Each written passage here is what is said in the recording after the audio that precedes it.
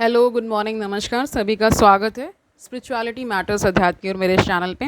I hope सब अच्छा कर रहे होंगे अपनी लाइफ को एंजॉय कर रहे होंगे और जो आजकल हम सांख्य दर्शन कर रहे हैं इस ज्ञान का भी लाभ उठा रहे होंगे, इस ज्ञान से भी बहुत कुछ सीख रहे होंगे।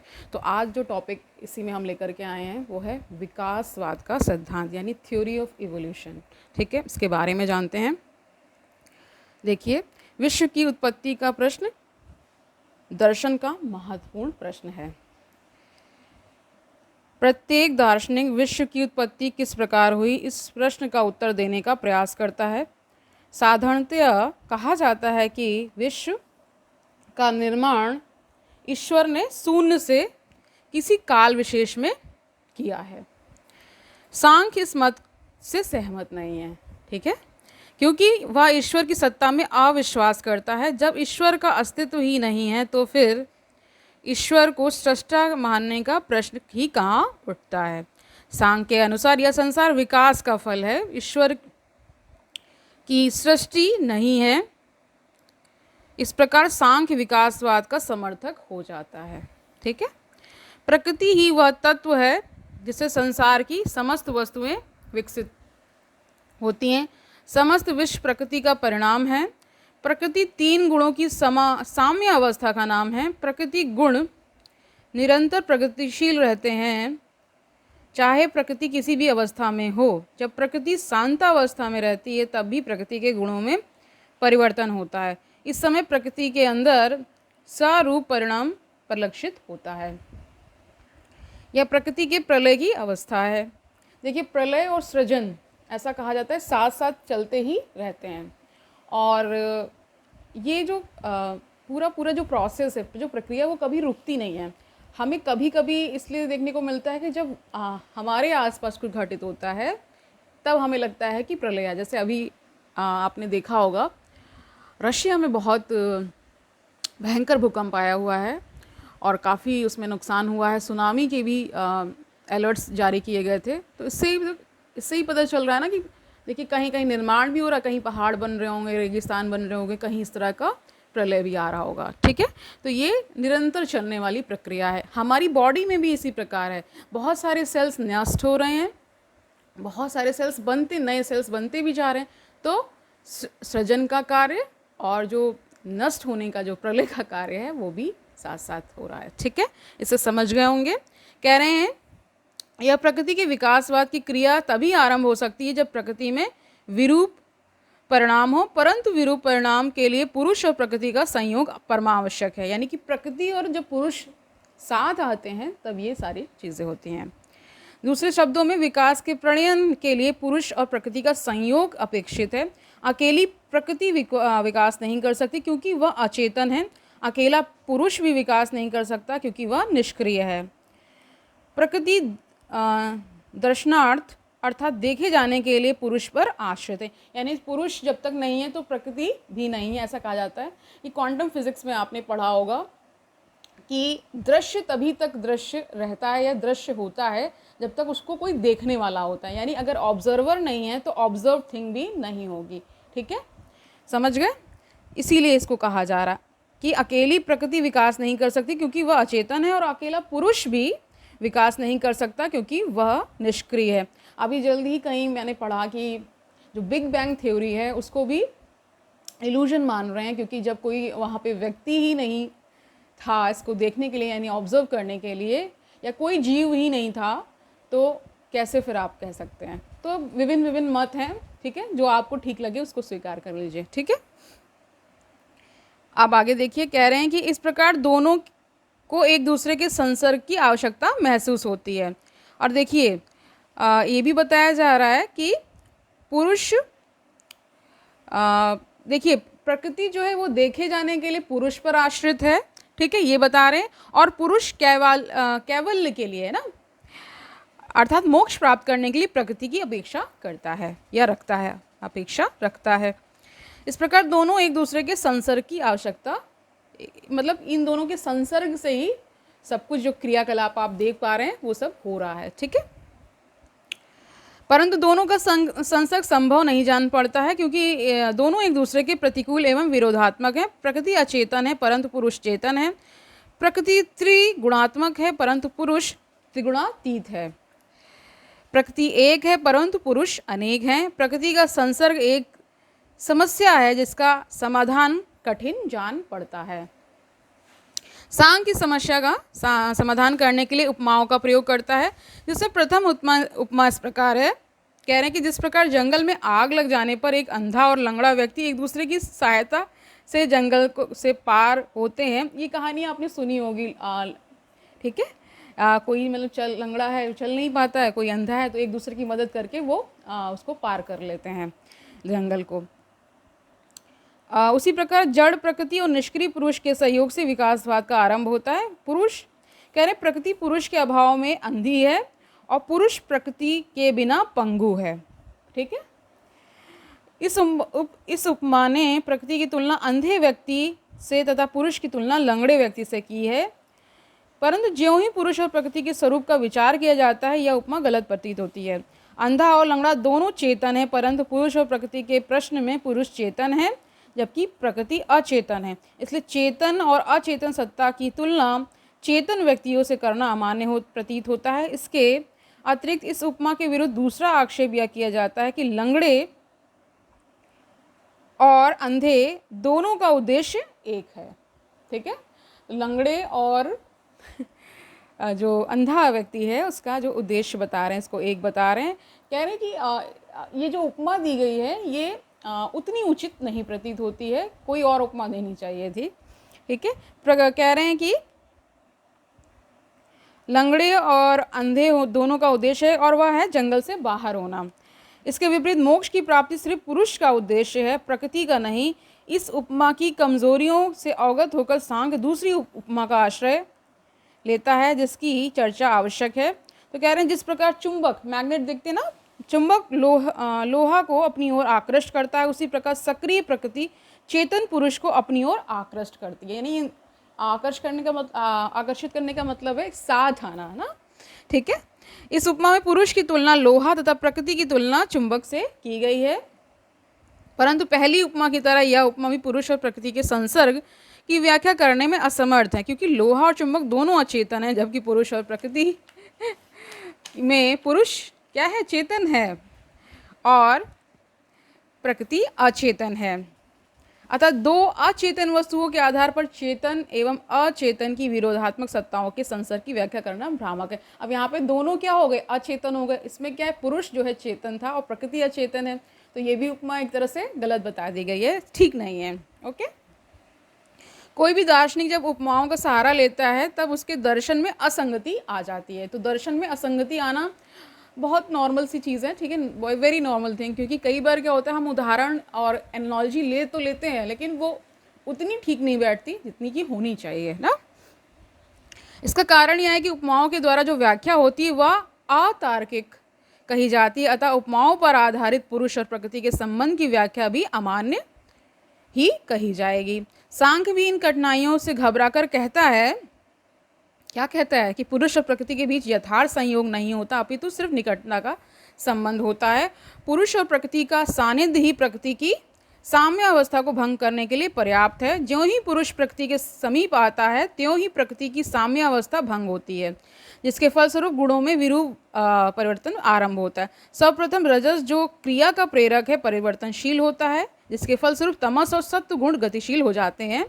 इस प्रकार प्रकृति में भीषण खलबली मच जाती है। एक प्रकार का गुण दूसरे प्रकार के गुण पर आधिपत्य प्राप्त करने का प्रयास करता है।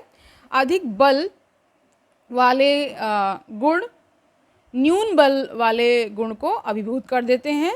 गुणों के बल में परिवर्तन होने के कारण भिन्न भिन्न समयों में भिन्न भिन्न गुण प्रबल हो जाते हैं। देखिए, एक तुरंत मेरे दिमाग में एक बात आई है, जैसे आप ये भी समझिए, जब नॉर्मल भी पुरुष और स्त्री साथ आते हैं, ठीक है, तो जो अंदर प्रक्रिया चलती है उसमें भी होता है कि एक डोमिनेंट हो जाता है, एक रेसेसिव हो जाता है। तो बच्चे जो होते हैं, अगर मान लीजिए माँ उसमें डोमिनेंट रही है तो उसके लक्षण सारे ज़्यादातर आ जाते हैं ना, या रूप जो भी आप शक्ल सूरत देखते हैं, गुण भी। तो इसमें भी होता है कि डोमिनेंट जीन कौन सा है और रेसेसिव कौन सा होगा। तो इसीलिए आप ये देख पाते हैं। तो यहाँ पे भी वही बात कही जा रही है कि जो जिसके पास ज़्यादा वो प्रभावशाली गुण होंगे वो दूसरे पर आधिपत्य जमा लेता है। ये संसार में भी आप देखते हैं, ठीक है। आगे देखिए क्या बता रहे हैं। गुणों के बल में परिवर्तन होने के कारण भिन्न भिन्न समयों में भिन्न भिन्न गुण प्रबल हो जाते हैं। कभी सत्व गुण को प्रमुखता मिलती है, तो कभी रजोगुण को, तो कभी तमोगुण को प्रधानता मिलती है। प्रत्येक गुण की प्रधानता के साथ साथ नए पदार्थों का आविर्भाव होता है। यह जानने के बाद कि विकासवाद का आरंभ कैसे होता है, यह जानना आवश्यक है कि विकासवाद का क्रम क्या है। सांख्य दर्शन के अनुसार विकास का क्रम यह है, देखिए क्या है। सर्वप्रथम प्रकृति से महत् तत्व का आविर्भाव होता है। ये आपने सुना होगा, बहुत सारे ऋषि मुनियों या आजकल के भी जो जानकारी रखते हैं ऐसे लोग, व्यक्ति यानी प्रबुद्ध लोगों से आपने सुना होगा कि एक महत् तत्व है, महत् तत्व को बताया जा रहा है। कह रहे सर्वप्रथम प्रकृति से महत् तत्व का आविर्भाव होता है। महत् का अर्थ है महान होता है, ठीक है। परिमाण की दृष्टि से महत् प्रकृति की सभी विकृतियों से वृहत है। विराट विश्व महत् में बीज के रूप में समाविष्ट रहता है।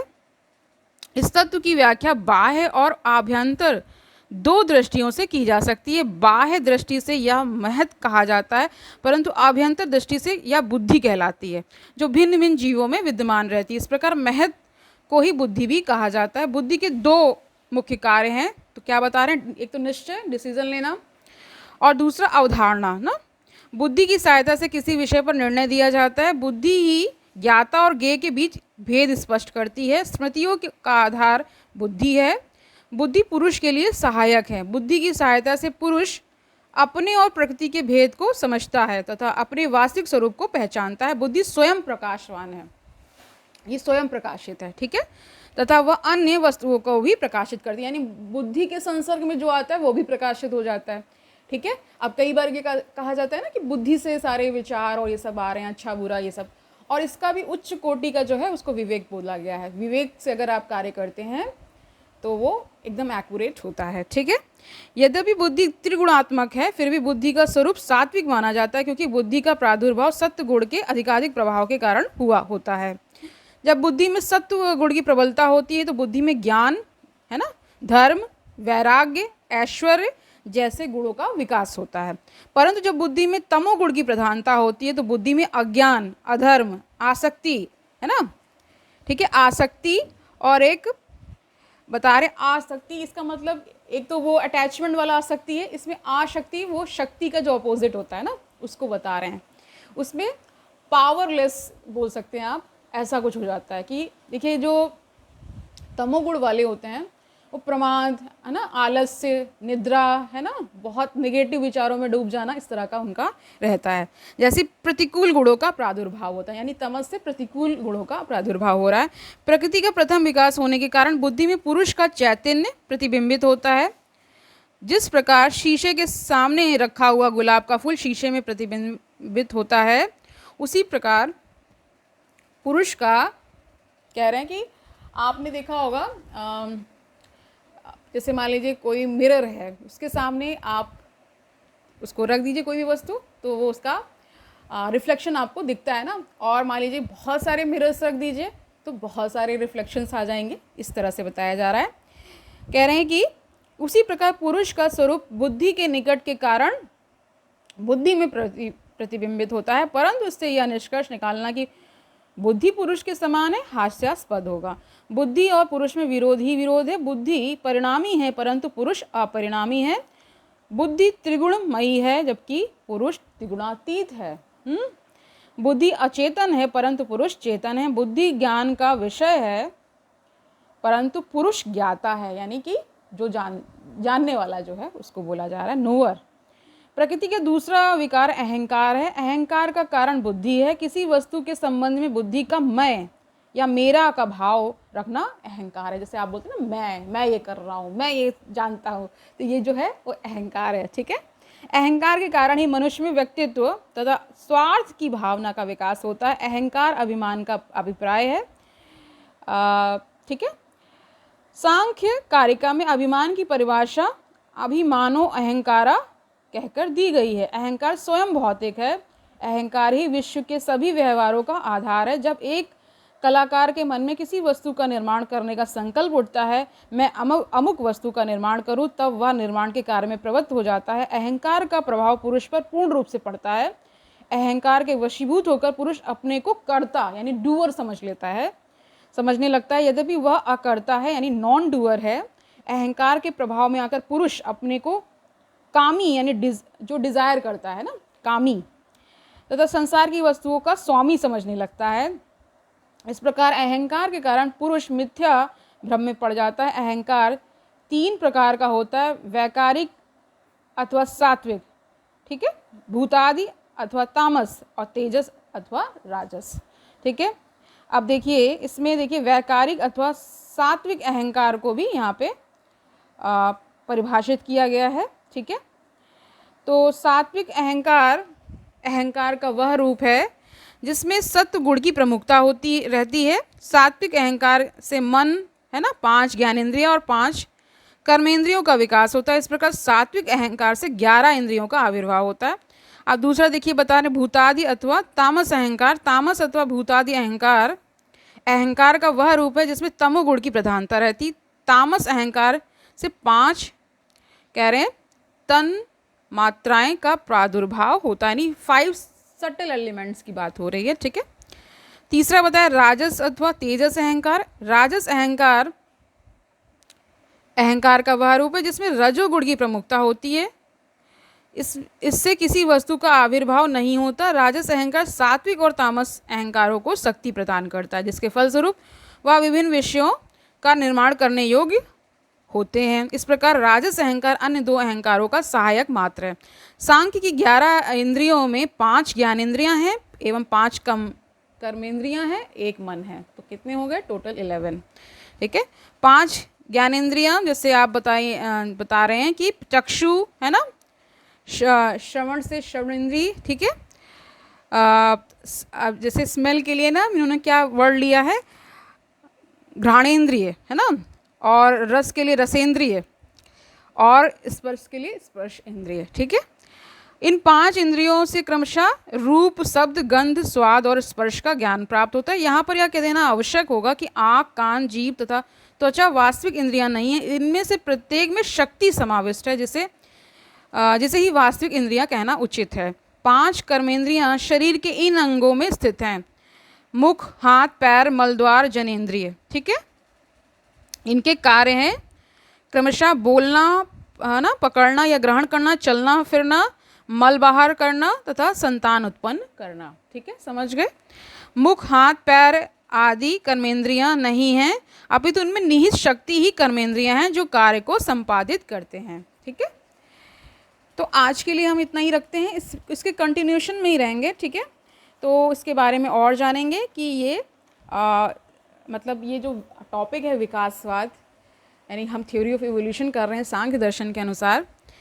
तो इसमें देखिए हम इसको 2 भाग में डिवाइड कर दे रहे हैं, क्योंकि ये चैप्टर काफ़ी लंबा है और इसमें भी ये टॉपिक जो है विकासवाद का सिद्धांत ये थोड़ा सा लंबा है, तो हम इसे 2 भागों में कर रहे हैं। आज हमने इतना कर लिया है और आज का देखिए निष्कर्ष ये है कि जो मुख्य बातें ये हो जाती हैं कि एक तो ये है कि यहाँ पे कहा ये जा रहा है कि जो विकास है वो पुरुष और प्रकृति के सहयोग में आने से, यानी एक साथ आने से संभव हो पा रहा है। पुरुष क्योंकि चेतन है और प्रकृति अचेतन है, जब दोनों मिलते हैं तब जाके ये सारा संसार, ये हम सब, आप जो भी लोग हैं, जीव सारे, इनका विकास होता है, एक एक वस्तु का होता है, ठीक है। दूसरा इन्होंने बताया जो 11 इंद्रियां बताई हैं ना, 5 कर्मेंद्रियां, 5 ज्ञानेंद्रियां और 1 मन को बताया है, ठीक है। और इसमें भी देखिए जो शक्ति है वो भी क्या है, एक तरह से छुपी हुई रहती है ना।